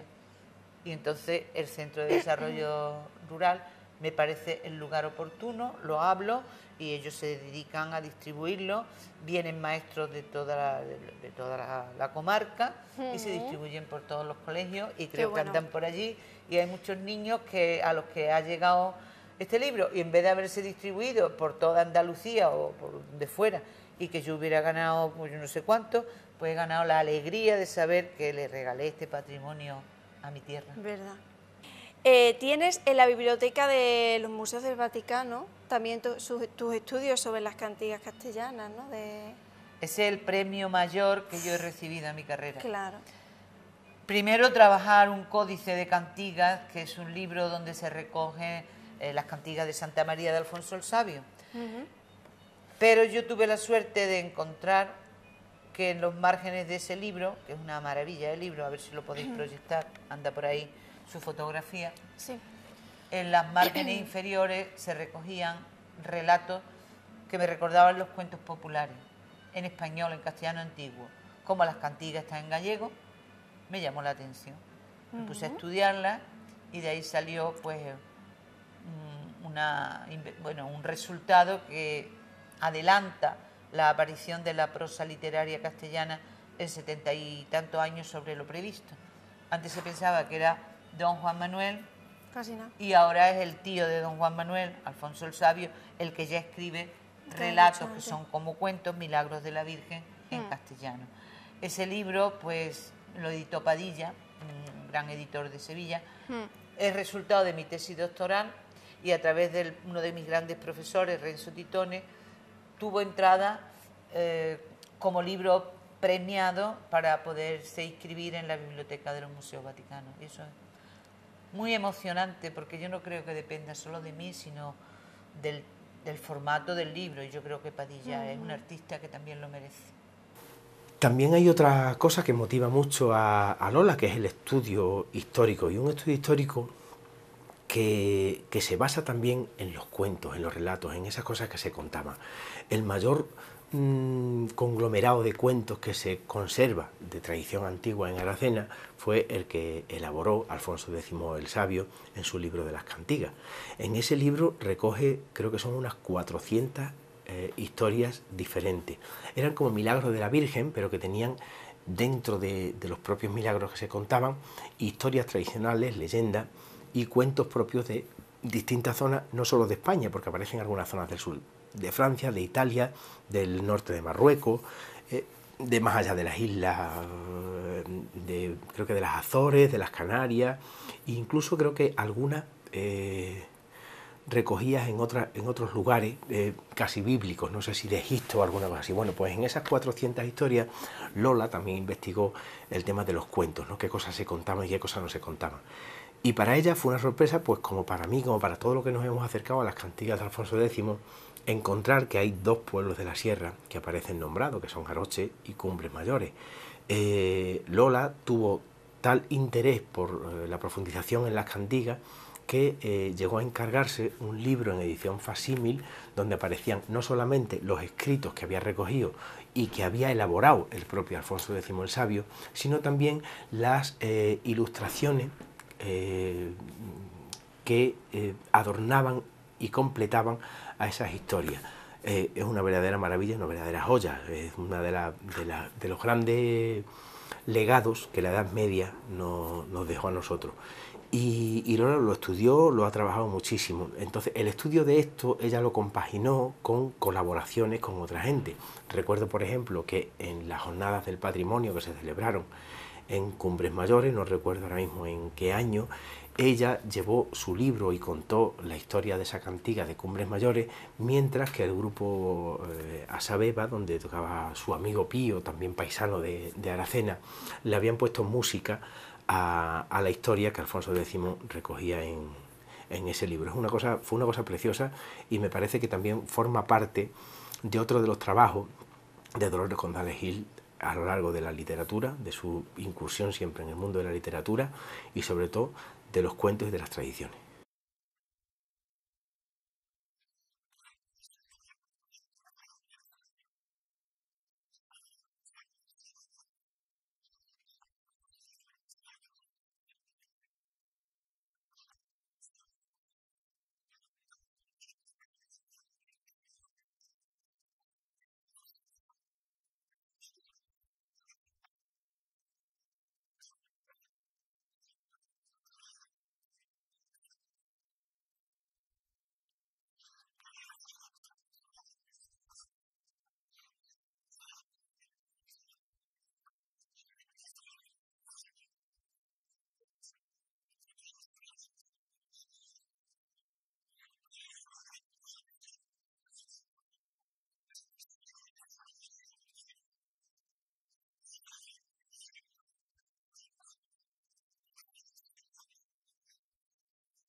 Y bueno, ahora vives entre Sevilla y Aracena. Falleció tu madre con la edad de 102 años, creo recordar que me dijiste. Sí, a punto de cumplirlo, y a mi madre sí se le debe mis vecinos y los que tú puedas que opinen y tal.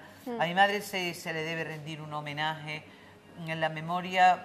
Ya no me meto en si era mayor o no, sino que mi madre vivió en Aracena, una Aracena muy particular. Es una mujer tan querida que cuando voy por todos sitios, todo el mundo me habla de mi madre y me habla bien.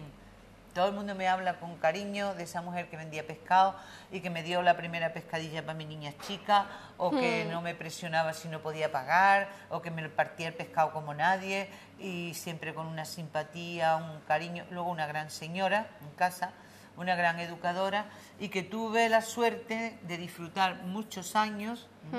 Una mujer de un talento que yo me sentía apabullada con ella. Mis mejores consejos técnicos, era como mi manager. Sí. Yo le decía muchas veces que era la madre de la Pantoja, pero bueno, ella se vino conmigo a muchos viajes. En Italia disfrutó como nadie. Tuvimos la suerte de... Tenemos aquí la foto. de esta foto. Señala. En que mi madre vino... O sea, es tu madre, tú y el Papa. el Papa Juan Pablo II. San Juan Pablo, que el otro día fui a Roma y fui allí a rezarle ya.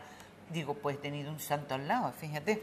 Entonces estuvimos en Roma y a través de otros contactos que yo tenía, mi madre tenía ilusión y fuimos recibidas en la biblioteca particular del Papa, con una anécdota simpaticísima, porque cuando llegó la hora de saludarnos, pues ya era que nos teníamos que ir porque esos son minutos. Y dice, ¿a dónde vuelven ustedes? No sé, dice mi madre, sí, que nos está esperando en la Semana Santa de Sevilla. Y dice el Papa, oh, Sevilla, no te vayas todavía, no te vayas, por favor. No me lo creo. Y mi madre me agarra y me dice, que dice el Papa que no nos vayamos. Y digo, mamá, son las sevillanas. Y el Papa se moría de risa y tuvo lugar un episodio simpaticísimo. Porque mi madre decía que dice el Papa que no nos vayamos. Y el Papa estaba recordando la sevillana, claro, sí. totalmente. Y es esta foto que yo estoy muerta de risa. Qué bueno. Sí, es muy bonito. Pero lo bonito es cómo mi madre se adaptaba a todos los ámbitos y a todos los lugares.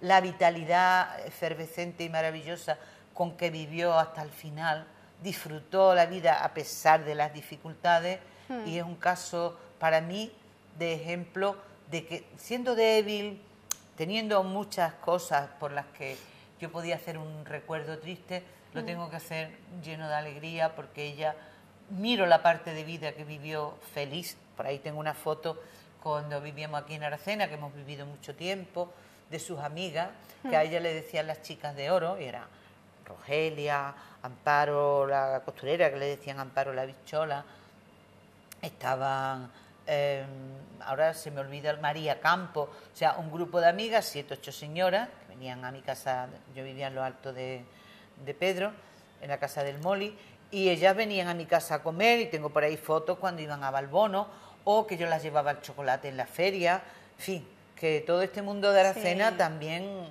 Se me había pasado decirlo, pero menos mal que a través de Roma hemos llegado a esa vida con mi madre mayor, pero no tan mayor, sino con mi madre con 70 años, disfrutando de Aracena, que la disfrutó a tope, claro. La merecía también.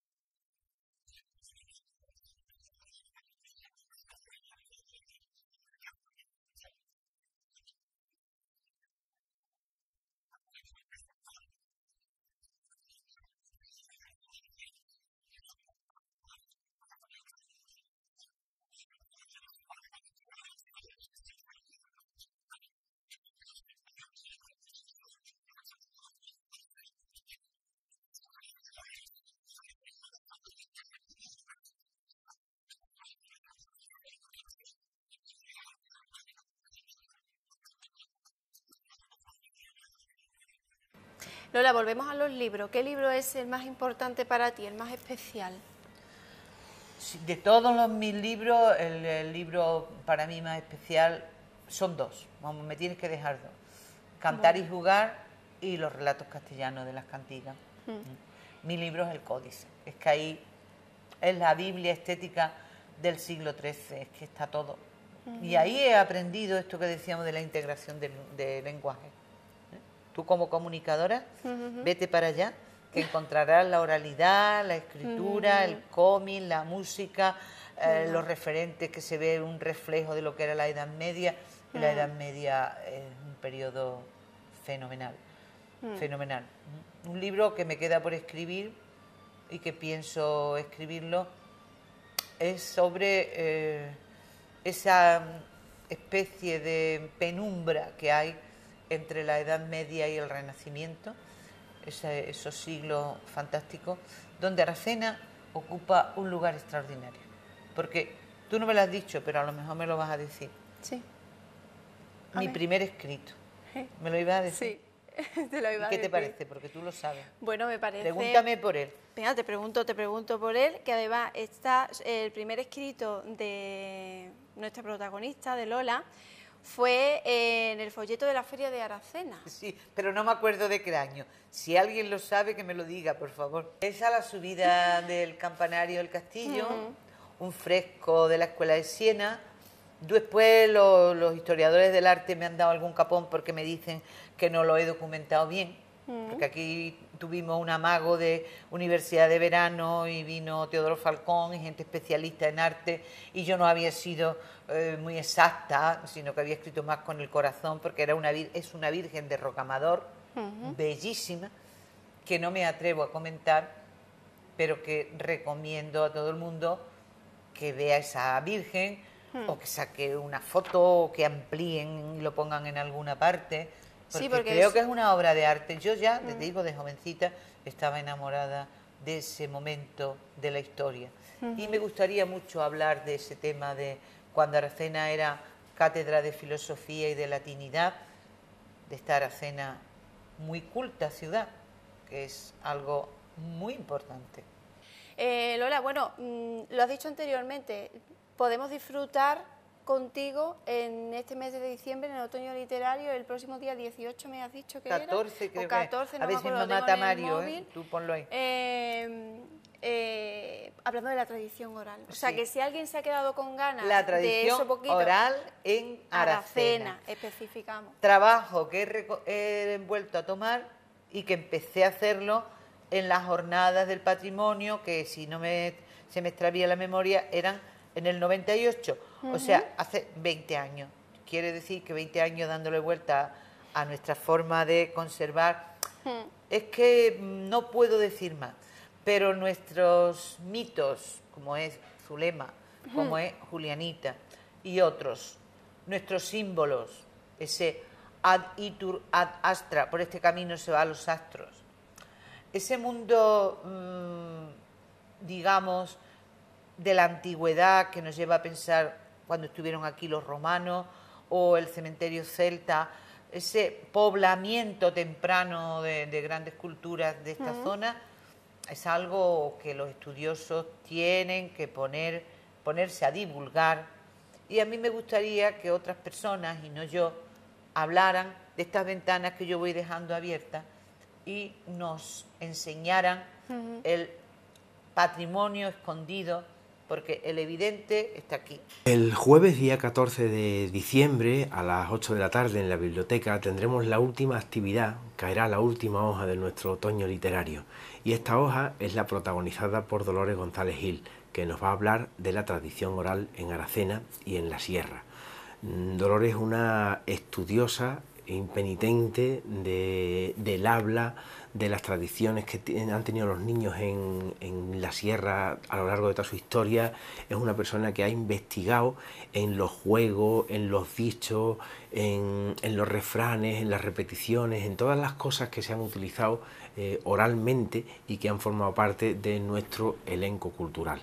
De alguna forma, hablarnos de eso durante este acto del otoño literario creo que va a ser un cierre magnífico, y seguro que nadie puede hacerlo mejor que Dolores González Gil. ¿Por qué estamos aquí? Porque que esto tiene también un motivo. Estamos aquí para quien lo sepa, y quien no, que se lo pregunte, porque este lugar tiene también para mí mucha importancia. Claro. pero no vamos a ponernos a hablar tanto. ¿Pero por qué tiene importancia? Esto no podemos dejar aquí a la gente en ascuas. Hay Bueno, que decir algo. Sí, el convento para mí es el convento al que yo venía a misa, a esa iglesia, a misa prima, cuando yo era chica, que mi padre no era religioso, pero sí nos traía a misa a la aurora, como él decía. Después este es el convento de las dominicas, de mi adolescencia, donde yo tenía intención de quedarme para siempre. Y luego, como la vida da muchísimas vueltas, este convento se convierte en una fábrica de cerámica, con la que tengo una relación bastante interesante, y ahora mismo lo que tengo es una gran ilusión y se lo recomiendo a todo el mundo para que vengan, porque Precioso. me parece que han hecho una obra fenomenal y que también desde donde yo vivo lo veo y lo contemplo al pie del castillo. Eso Y es es. una imagen de la que algún día me gustaría escribir, porque estando ahora mismo hablando con las personas que están recibiéndonos, como tengo este tono de voz y esta costumbre de hablar tan alto, alguien me pregunta por el convento, uno de los señores que están ahí, y yo hago de guía ¿Y tú? turística, y me dice, señora, póngase usted a escribir porque este convento necesita un folleto escrito para usted. Bueno, yo no sé si por mí, pero a la gente le interesa mucho la historia Claro. que le he contado de la Madre Trinidad. Algo importante, algo que tú quieras que Sí. recalcar, que no quieras Sí, que hay se un minutito. quede. Sí, sí. Perdón. Uy, el micrófono. Ay, es verdad. Uy, es verdad. A mí esto se me había ido y esto era importante. Sí, yo esto no lo digo porque quiera poner de relieve que la mano derecha no debe saber Sí. lo que hace la izquierda. A mí no me gusta lucir las entregas o los servicios que se pueden hacer a los demás, porque el servicio te lo hace a ti mismo. Entonces he tenido siempre muy presente el deseo de una proyección social, pero una proyección social de andar por casa, o sea, de que si hay alguien que se puede beneficiar de lo que yo tengo, es como si yo, estas personas que se dicen en Aracena, es que es muy servicial. Bueno, pues a mí me gusta ser servicial, y es un don de mi pueblo, aquí la gente es muy servicial. ¿Eh? Entonces ahí esa es la palabra mejor que la otra, de altruismo, entidades. En uno de los programas del Plan Lector, fuimos a leer por distintos sitios de la ciudad de Sevilla, en un programa coordinado y que yo estuve inventando, que se llama Sevilla se lee, y fuimos a leer a los sitios más inverosímiles con una persona importante que leía y los demás le acompañábamos. Y uno de los sitios a los que fuimos a leer en el año 2005 fue el Hospital Universitario Virgen Macarena. De ahí surgió una actividad, DIVER, un programa que lo tenemos aquí representado, por el cual los niños del Hospital Virgen Macarena, del aula de pediatría, que la regaló la Caja de Ahorro entonces San Fernando, durante 2 horas al día, repito, ellos y su familia tienen un espacio lúdico, un espacio de alegría, de cuentos, de manualidades, de diversión. Entonces he tenido la suerte de coordinarlo, ya no, ya lo coordinan otras personas, durante muchos años, y llevar allí a mis alumnos de magisterio a hacer prácticas, contando historias con los niños enfermos, fiestas de Navidad, y cada una de las fiestas de la ciudad de Sevilla tenía su repercusión en el aula de pediatría, en la 5ª planta, en el ciberaula, que pertenece a pediatría, que está en la 6ª, pero que está en la 5ª planta, frente de la escuela regular que hay siempre en el hospital. Y ahí pues han trabajado muchos alumnos, muchos amigos, muchos profesores, y sigue siendo uno de los lugares preferidos de mi trayectoria. Lo digo por si alguien que me escucha ya lo tiene, ya tienen programas como este, y si no, pues a mí no me importaría un día que se hiciera algo para que la gente comprenda de qué manera se puede ser útil con los cuentos, con los libros, en personas que tienen mucho tiempo y que no saben cómo llenarlo. Y uno de los casos son los niños, o son los ancianos, o también ese programa, ya yo no lo hago porque no tengo fuerza, se hizo en la cárcel, en Sevilla 2, pero yo ya ahí no llego. La prisión es una cosa que a mí, yo no tengo fuerza para llevarlo adelante, pero creo que hay ahora otras personas del aula de la experiencia que también hacen programas de contar, de leer, de recitar y tal, como una actividad en las prisiones. Me has preguntado, vivo aquí, Sí. y vivo aquí porque todo el tiempo que puedo, aunque me tengo que ir a Sevilla. Sí. Y no sé si encontraré el parrafito, pero está dicho en mi libro La Julianita, que pongo en boca del príncipe, del duende que se convierte en príncipe, unas palabras que me reflejaban entonces, hace 2 años, como un ideal, que dice: decidió habitar aquí, es decir, en Aracena, vivir lo mejor posible en una dicha sin fin. Entonces aquello era un ideal y ahora pues estoy procurando hacerlo realidad y me lo repito. Es decir, bueno. en Aracena, Sí, en una sí, dicha sí. sin fin. Soy feliz aquí, con mis amigos, mi familia, parte de ella que vive aquí, mi paisaje, mis raíces, mis vecinos encantadores, mis paisanos, mis amigos. Y voy a Sevilla porque creo que me nutre de muchas cosas, tengo allí mi casa y tengo que seguir con algunos trabajos. Así que en una dicha sin fin os deseo que viváis también aquí. El amor, la pasión que tiene por Aracena. Ella ha estado cierto tiempo en Sevilla, mucho tiempo, de la docencia, y por otra parte le ha encantado, siempre me lo decía, en un viaje que veníamos en la empresa, los dos coincidimos y me decía que volver a casa era una alegría tremenda la que tenía. Y eso es así para toda persona fiel a su pueblo y a sus raíces y a sus principios. Y nosotros aquí nos despedimos ya hasta el mes de enero, hasta inicios de 2018, porque bueno, ya durante todo estos meses, este mes de diciembre, pues vamos a tener una programación especial de Navidad. Así que nosotros nos despedimos con esta entrevista interesante sobre la vida de Lola González Gil y será en enero cuando nos volvamos a ver y conoceremos, iremos conociendo a vecinos y vecinas de nuestra localidad de Aracena y de sus aldeas. Desearles que tengan unas felices fiestas, que sean felices y que las compartan sobre todo. Así que nada, nos vemos en el 2018.